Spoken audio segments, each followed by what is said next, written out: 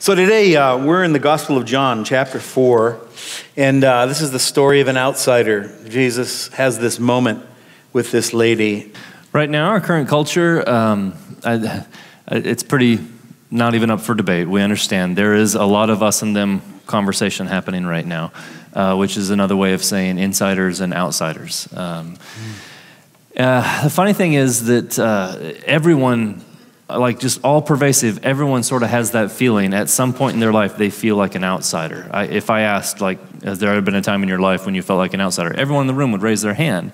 Even if you went back to middle school, just think of middle school. Right? Yeah, that's when the lines start to get drawn, right? Well, okay, yeah, we're the athletes, or we're the ones who are straight A students, or we're the ones that smoke out. It wasn't me. What school did you go to? It was the car wash. You went to the car wash to smoke because it was angled just right. The teachers couldn't see you, and then that's where you went to fight in the car wash. That's an enlightening moment. I know. There. Somehow, I didn't realize that. Somehow, Umatilla always comes out. Yeah, I don't mean it to, but it just always does. So, anyway, the car wash. The outsider-insider thing is all over our universe, all over the world, right? And it's built around, those lines are drawn through religion or through economics or body shape or color of skin or politics or ethnicity. I'm in, you're out. And it somehow, being an insider gives you a sense of superiority. And you're inferior because you're outside. Even a gossip circle works like that, right? I have information, you don't. You're outside, I'm inside. And so this story today is this encounter with this woman. And Jesus, and she is an outsider in the context of the story. She's from Samaria, and she runs into Jesus at the well. So we're going to walk through it and just take a few pieces out of it and just kind of just bit by bit. So it starts with this, that Jesus has to go through Samaria. And I would put this little piece is that somehow spiritual needs overrode tradition and convenience. So it says, Jesus learned the Pharisees. Now Jesus learned that the Pharisees had heard that he was gaining and baptizing more disciples than John. Right off the bat, you have this, John and Jesus, who's baptizing more? I'm in, you're out. And although, in fact, it was not Jesus who baptized, but his disciples. So he left Judea, went back once more to Galilee. He had to go through Samaria. And he came to a town in Samaria called Sychar, near the plot of ground Jacob had given to his son Joseph. Jacob's well was there, and Jesus, tired as he was from the journey, sat down by the well. It was about noon. When a Samaritan woman came to draw water, Jesus said to her, "Will you give me a drink?" And the writer's careful to tell us the disciples had gone into town to buy food. The Samaritan woman said to him, "You're a Jew, and I'm a Samaritan woman. How can you ask me for a drink?" And John is careful to give us some backstory that Jews do not associate with Samaritans. So right away, the walls go up, right? And it says Jesus had to go through Samaria. Jesus didn't have to go anywhere that he didn't want to go. Jesus went through Samaria because he had to go through Samaria. You know what I mean? That there was something, that was an assignment of the Father that was there by the side of the road at this well at 12 o'clock midday with this woman. And she doesn't know yet who she's speaking to, right? This is just a Jew traveling through town, sitting at the well that I need to get some water out of. And he asked me to do something that's culturally inappropriate. It's not my culture, it's your culture. Right, this is you're the insider, I'm the outsider. You're not even supposed to drink with me, let alone drink out of a jar that I have touched. Like, that makes you what is this? Where are we even going with this conversation? What do you want and why are you here? If you've been around the Bible very long at all, you've probably got a picture of why that is the way it is. That that Samaria is a region in that area. And it was a region that Jews didn't even like to go through unless they had to. And if they did go through it, they kind of went through it just straight through. They didn't spend time there because Samaritans were considered unclean, because they weren't considered to be inside, in that they weren't pure Jewish people. If you've traveled with us through the Old Testament in this last year, you'll remember that there was a time of exile when Jews were taken captive into another land. And a few, though, were left behind. You remember who was left behind? The poorest of the poor. The people of no status, the people who weren't worth taking in a way. And they stayed, and so they've already got this stigma on them that they weren't of the upper class. But then second, though, an even worse thing happens. What happens is the place gets repatriated with foreigners, with Gentiles from all kinds of other lands. Not just one particular group, but several different groups come in, repatriate the area. They start to live there, and they start to marry and intermarry with the Jews that are left there. Now what you have is a mix, not just of blood, which was a problem to them, but a mix of religions and worldviews as well.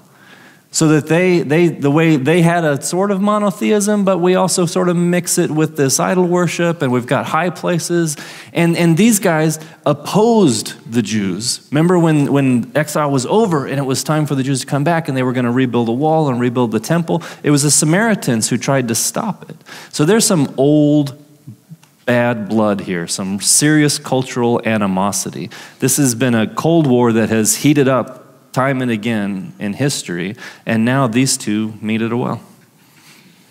So the second part is this Jesus, this Jew, is willing to drink from her cup in order to reach her soul.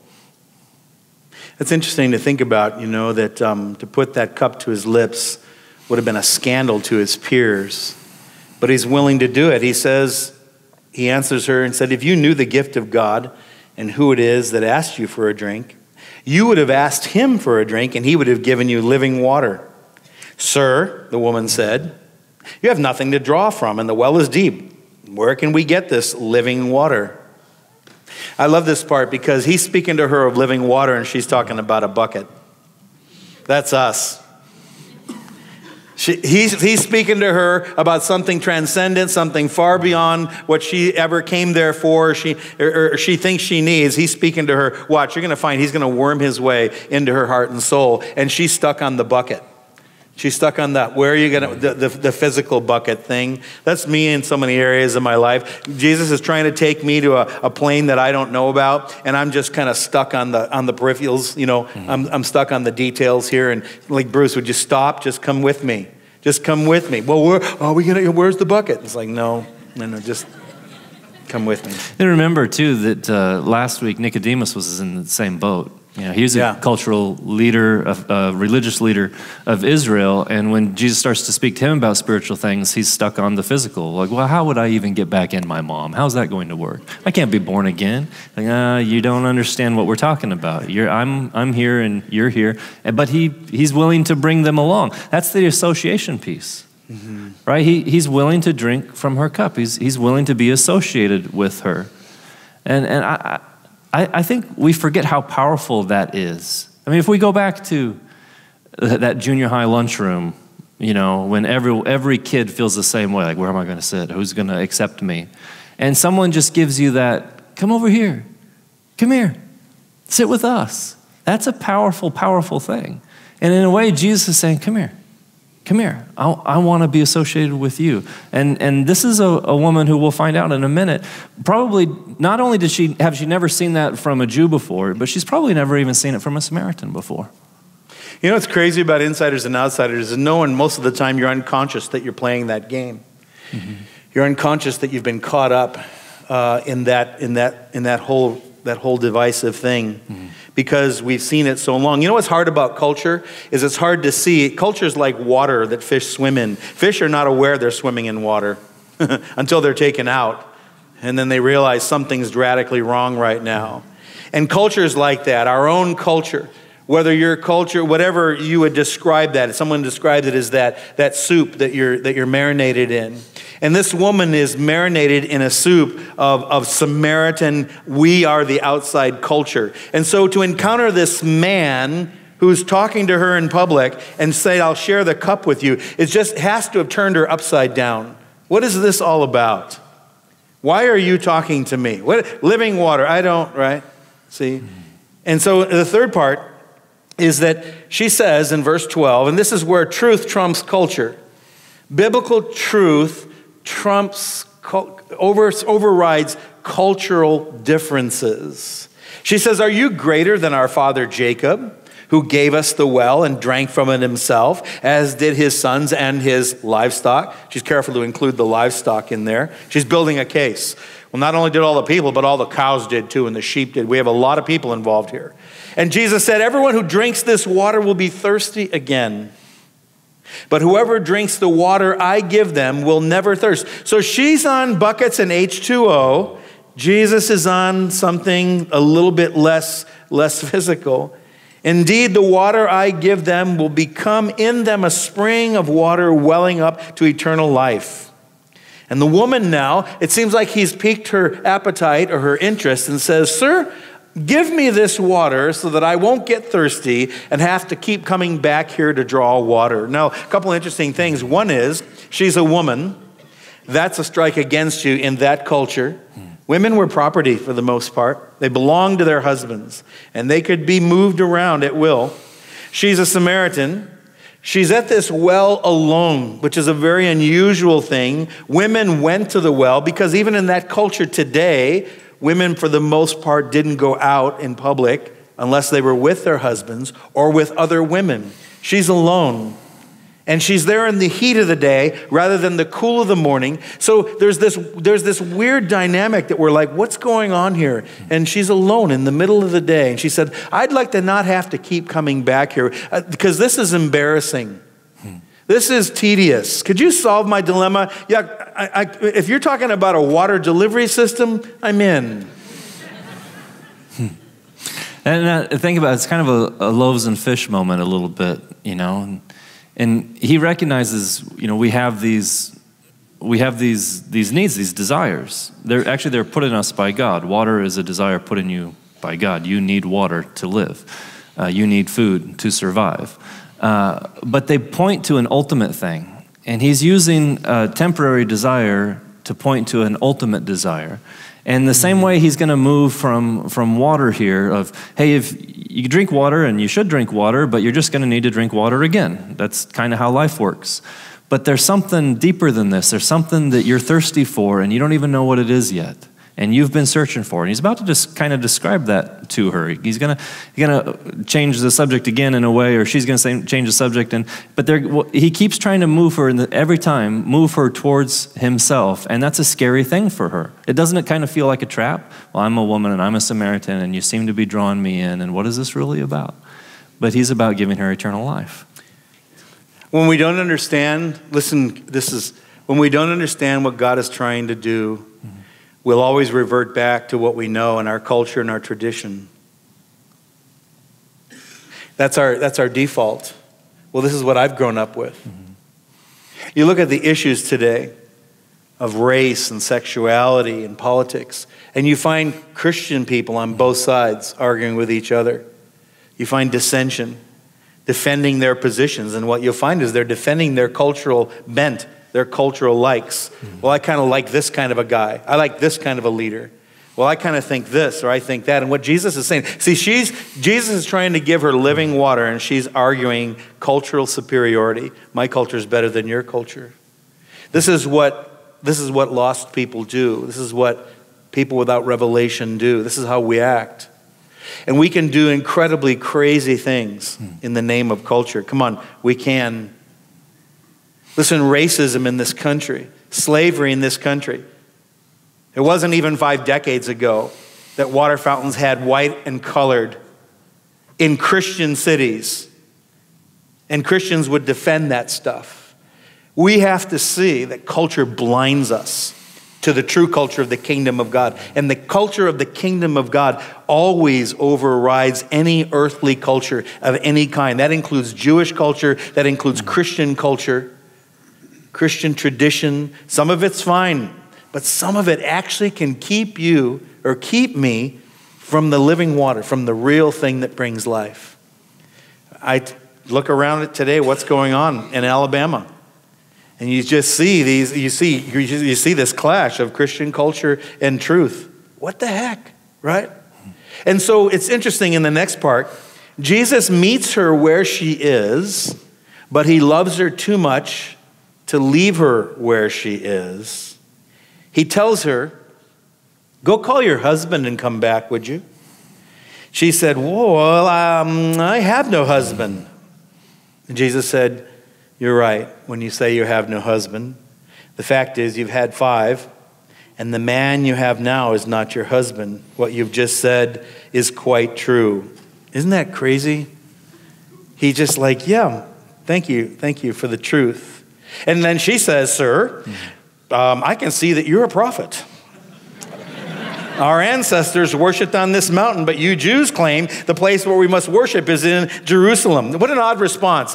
You know, and by the way, while you're on the subject of my private sexual affairs, what mountain do you think we should be worshiping on? Do you think God can make a rock that he couldn't move? Did Adam have a belly button? I mean, what in the... Right? What do you think about speaking in tongues? And so all this other stuff comes up, and Jesus is he's not being condemning, he's not outing her, he's just saying, woman, let's can I just move towards the core of what's going on in your heart? Can I just say I think I understand exactly what she feels like? That when someone brings up a sore subject, you change the subject. Right? There's probably a reason why she was there at noon. Everyone would say, like, this isn't the right time to go get water. You know, almost every commentator will say the same thing. Like, she was there at that time for a reason, to avoid everybody else. Because this is a very relational, very, very relational culture. So all the women would go together to get water at the same time of day. For her to be there at that time meant that she was probably not just rejected by Jews, she was rejected by her culture as well because of the lifestyle that she lived. And she went out there just to avoid this conversation. Because other times she'd go out there and the people that knew her would say, here she comes. There she is. You know, the guy she's with right now isn't even her husband, and he's the 5th one. And she'd probably heard that many, many times. So she was just out, like, okay, I'm out, and I don't want to be, it hurts too much to be around it. So she goes there in the middle of the day and meets a guy who's never met her before and says, oh, cool wound there. And just sticks his finger like right on it. And just a reminder that one of the biggest hurdles the Father through the Son has to overcome in every one of our life is our filter of the way we've met and dealt with every other man or every other leader in our life. Because she's still assuming you're like everyone else, and I'm afraid of you. You know, okay, you're a prophet, but you're still a man. You're a prophet, but you're still a Jew. Let's talk about something a little bit safer than my personal life. Let's go big instead of small and personal. But he refuses to do that because he knows to give her living water, first he's got to draw out some poison. There's some poison in there. There's some pain in there. There's a wound in there. And when the Father goes into a wound, it isn't to just hurt it, to keep it fresh, to just remind you of how many times you've failed. He goes in to heal. And so this is the first time she's ever met anyone who's gone into the wound, not just to stir it up, not just to cause pain, not just to remind you, I'm here and you're there. Instead, he goes in there to heal in a way that nobody else has ever done before. A woman came up to us last night at the Saturday night service, and she said, you know, my mom was married 4 times. I said, wow, that's interesting. She said, yeah, my brother's been married 3 or 4 times, my other brother. She said, my husband and I are one of the only ones in the family been married close to 30 years. And then she said something interesting. She said, no one starts out that way. Think about it. No 21-year-old woman starts out in life thinking, gosh, I just can't wait to just burn through 4, 5, 6 men in my life. And all the grief, and who do I invite over for the Christmas party and the family reunion? What would that look like? No one starts that way. So this woman has gone through 5 husbands and the one she's with now. Think about the condition of her heart and her body and soul right now for just a second. She can't get no satisfaction. And I'm not saying that in a condemning way, but either A, she just can't seem, her picker is mixed up. She can't seem to find a man that would meet her needs, that she could be satisfied with. Or even worse, she can't satisfy any man. But either way, this woman is a desert. Can you imagine that? Either way, this woman is a desert. And she can't be satisfied, and she can't satisfy anybody. And Jesus just worms his way in there gently. And I love this response. Woman, believe me, in verse 21, a time is coming when you will worship the Father neither on the mountain nor in Jerusalem. You Samaritans worship what you do not know. We worship what we do know, for salvation is coming through the Jews. Yet a time is coming, and has now come, when the true worshipers will worship the Father in spirit and in truth, for they are the kind of worshipers the Father looks for. God is a spirit, and his worshipers must worship in the spirit and in truth. And the woman said, I know that Messiah, she knew the prophecies. She was maybe a half-breed spiritually, but she knew the prophecies. Jacob was her distant father. And I know that when he comes, he will explain everything to us. It'll clear up one day. And Jesus then declared. Strong word there, declare. Declare, he's moved from conversation to proclamation here. He says, lady, I am the one speaking to you. I am he. I'm that Messiah. I'm the one you've been waiting for. A couple things. One is Jesus affirms not all roads lead to heaven. He's clear on that. Like, no, the Samaritan way isn't going to get you there. The truth is coming through the Jews. The Messiah is coming through the Jews. And matter of fact, I'm going to narrow it down even more. Not just the Jews, me. There is one way, and I'm introducing you to him. It's me. Because it's not just a way. Jesus is the way.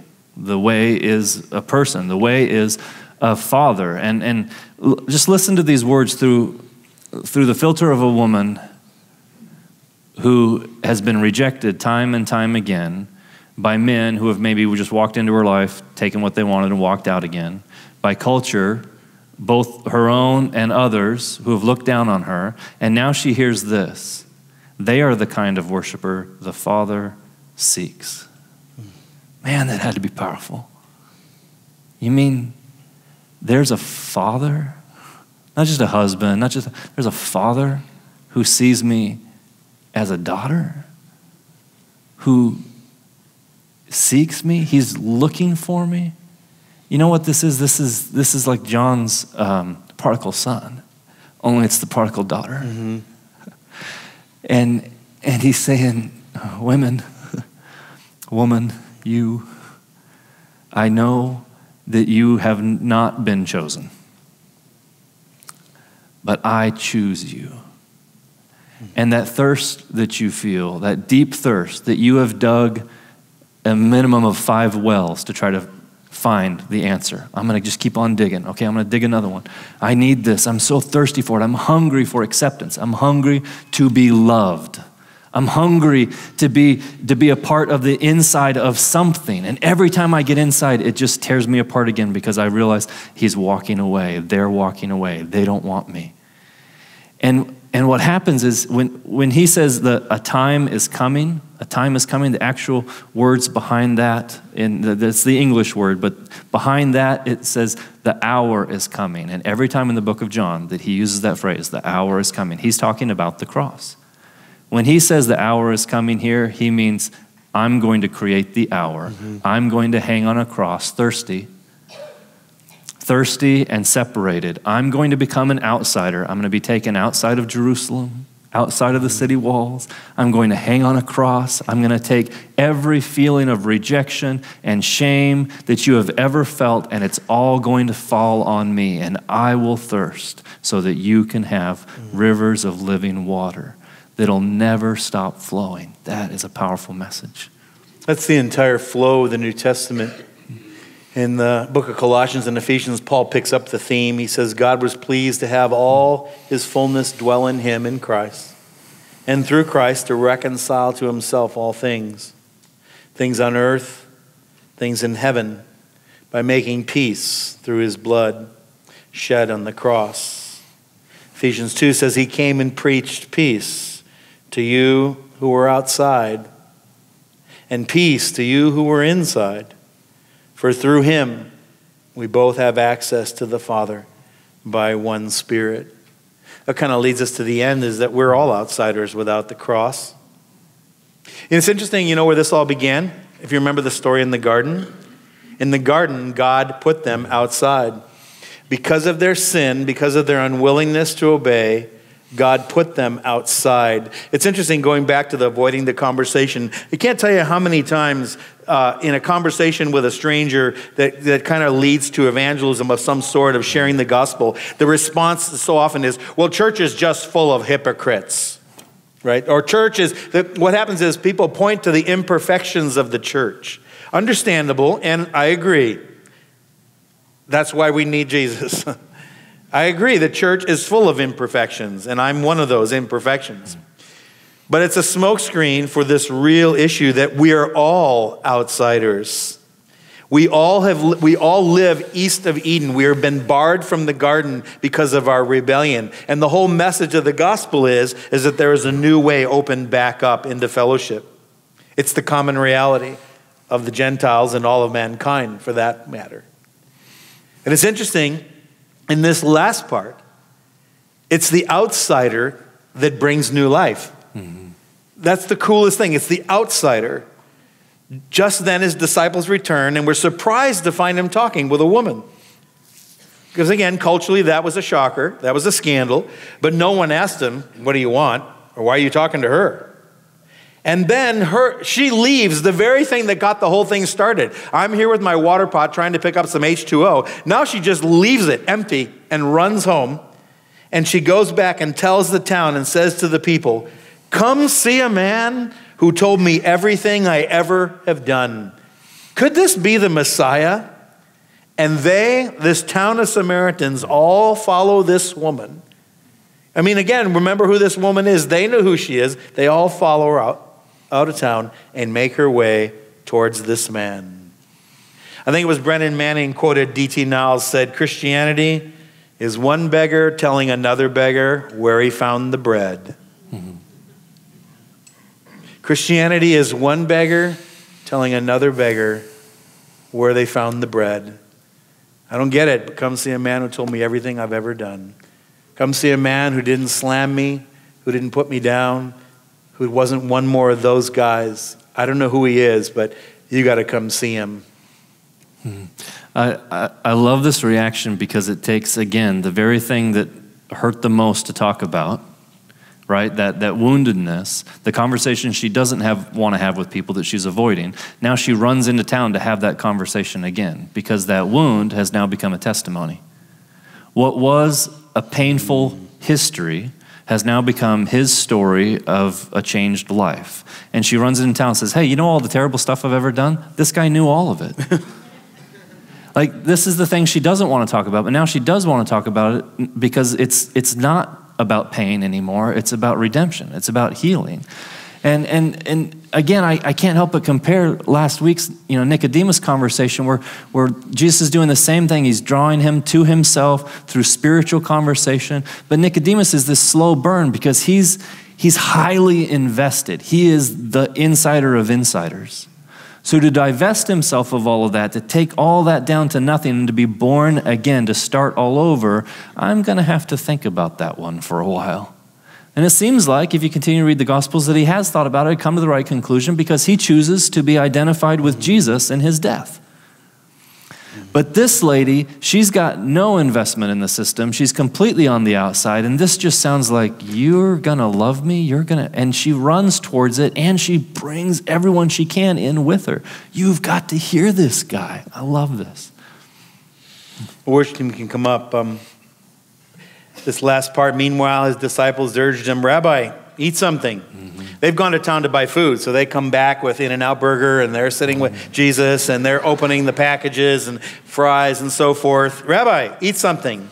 Jesus had to have been hungry. He's been there who knows how long. I like to think it almost implies like, Jesus, you're acting crazy. You need to eat something. You're talking to a Samaritan woman. Maybe you just need a burger. And Jesus, I love this line. He says, I have food to eat that you don't know anything about. The disciples scratched their head. Could someone have brought the Lord food? Did someone run on ahead? Was there a delivery? What? How did he? And then Jesus said, no. Listen, my food is to do the will of him who sent me and to finish his work.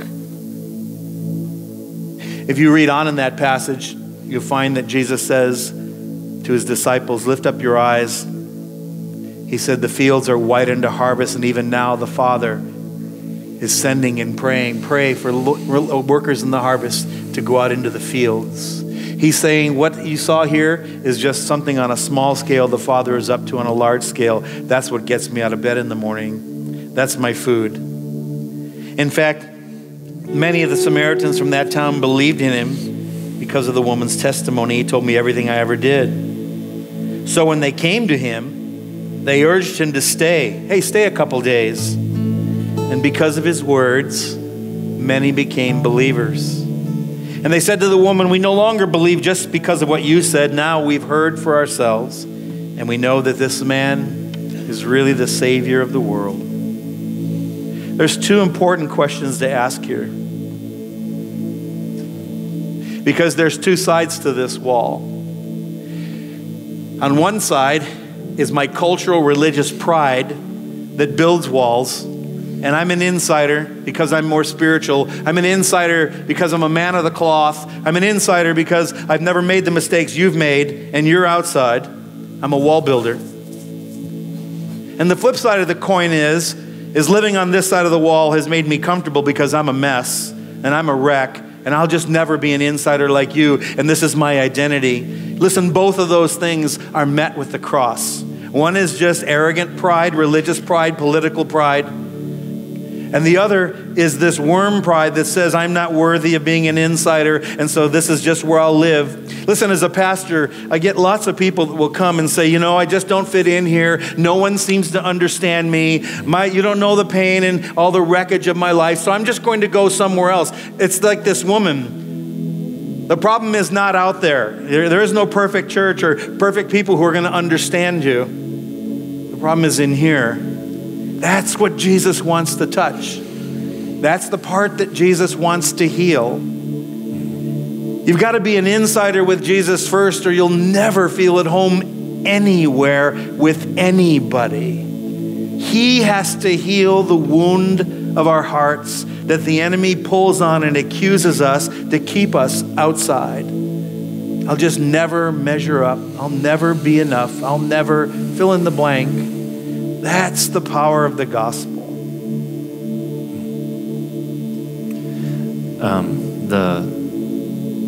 The other gospels, Matthew in particular, shares the biggest chunk of the Sermon on the Mount. And one of the first things that come out of Jesus' mouth in the Sermon on the Mount: blessed are they which hunger and thirst after righteousness, for they shall be filled. I've always loved that verse.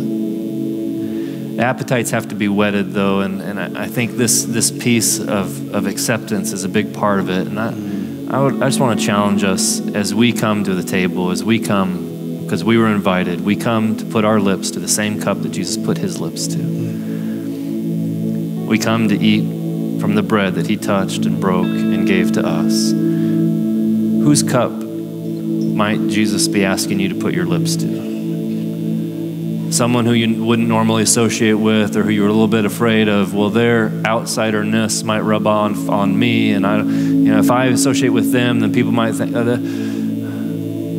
He came willing to be associated with all of us, all of humanity, the perfect incarnation. He tabernacled with us. Who might he be asking us to tabernacle with in this city?